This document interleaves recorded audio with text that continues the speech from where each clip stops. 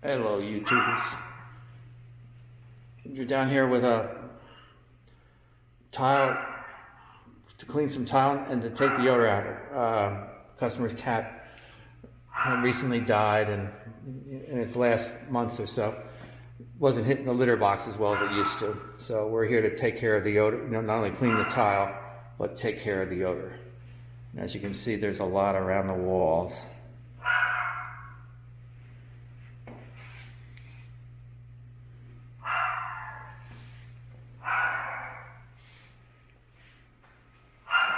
And then in various sections throughout the room.